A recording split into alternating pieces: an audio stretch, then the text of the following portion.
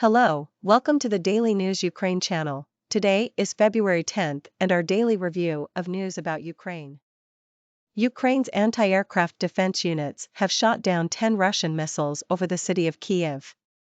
Civilians remained unharmed. The relevant statement was made by Kyiv Mayor Vitaly Klitschko on Telegram, and Ukrinform correspondent reports. According to the data from air defense forces, 10 missiles were shot down over Kyiv. No casualties were reported, Klitschko wrote. In his words, some power grids were damaged. Repair crews are already working to restore power supply services. A reminder that, on February 10, 2023, Russia launched another massive attack on the territory of Ukraine using missiles and drones. Today, 2 Russian Kalibr-type cruise missiles have crossed the state border between Ukraine and the Republic of Moldova and entered Romania's airspace. The relevant statement was made by Commander-in-Chief of the Armed Forces of Ukraine Valery Zaluzhnyi on Telegram, and Ukrinform correspondent reports. At 10:18 a.m., February 10, 2023, 2 Russian Kalibr-type cruise missiles crossed the state border between Ukraine and the Republic of Moldova. Around 10:33 a.m., these missiles crossed Romania's airspace. After that, they re-entered the airspace of Ukraine at the crossing point of the borders of the 3 states, Zaluzhnyi wrote. In his words, Russia fired these missiles from the Black Sea. A reminder that, on February 10, 2023, Russia launched another massive attack on the territory of Ukraine using missiles and drones. Some energy facilities were reported hit, namely in Zaporizhzhia, Khmelnytsky, Kyiv and the Kyiv region, as well as the Dnipropetrovsk and Kharkiv regions. Russian troops launched a missile attack on critical infrastructure in Kharkiv at about 10 o'clock on February 10. Kharkiv Mayor Ihor Terekhov reported this on Telegram, according to Ukrinform. The mayor warned that today there might be interruptions with power supply and other utility services in the city. At around 4 o'clock on February 10, the enemy fired about 10 missiles at Kharkiv from Russian territory. Power outages were recorded in the city, and up to 1,000 houses were left without heating. Russian troops fired a record number of S-300 missiles at Ukraine last night, including up to 35 at the Zaporizhzhia and Kharkiv regions. Ukrainian Air Force spokesman Yuri Ianat said this on Ukrainian television on Friday, according to an Ukrinform correspondent.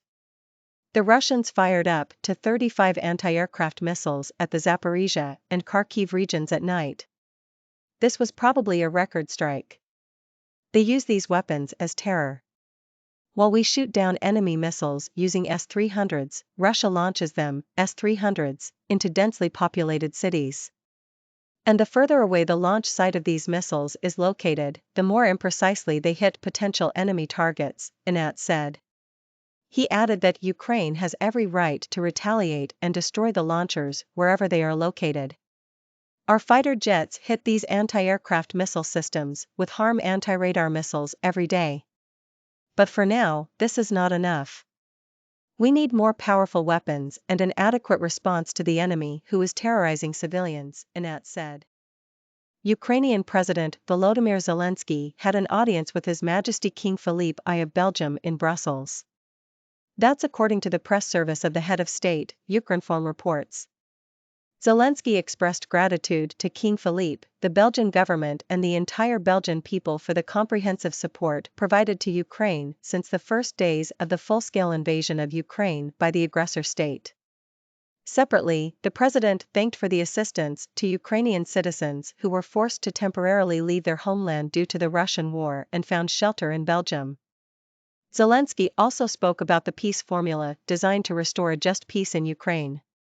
The president handed King Philippe I of Belgium a fragment of a Russian Su-25 aircraft shot down in Ukraine. Ukrainian pilots wrote on it, "Together, we win."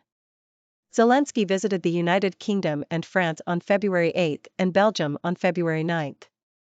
Photo credit, Office of the President of Ukraine.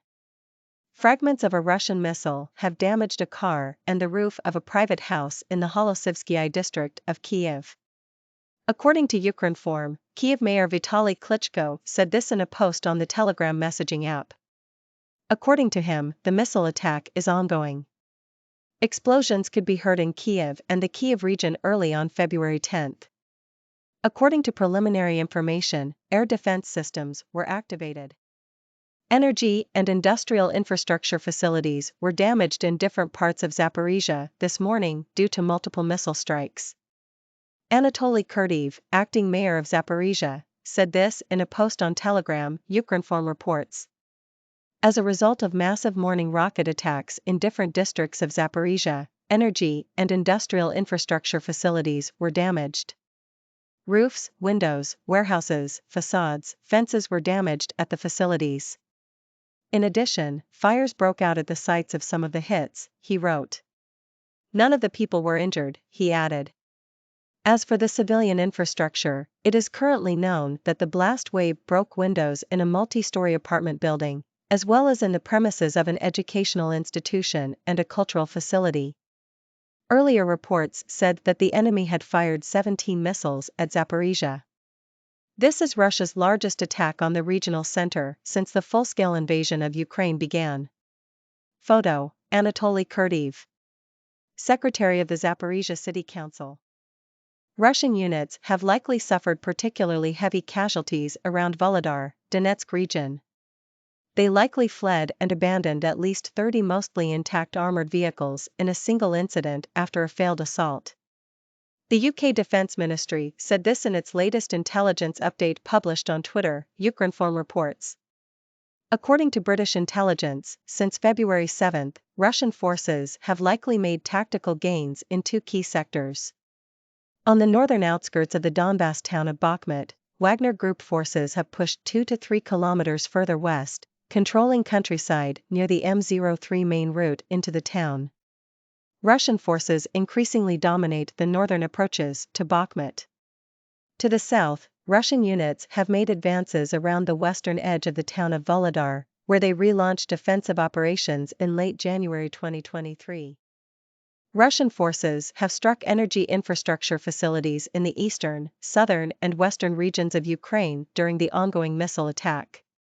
According to Ukrinform, Ukraine's power grid company Ukrenergo said this in a post on its Facebook page.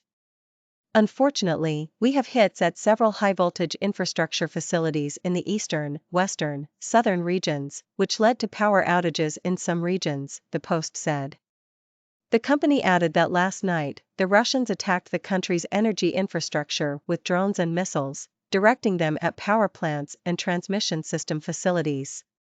In order to minimize the possible consequences of the attack and preserve the energy system, Ukrenergo is taking the necessary preventive measures.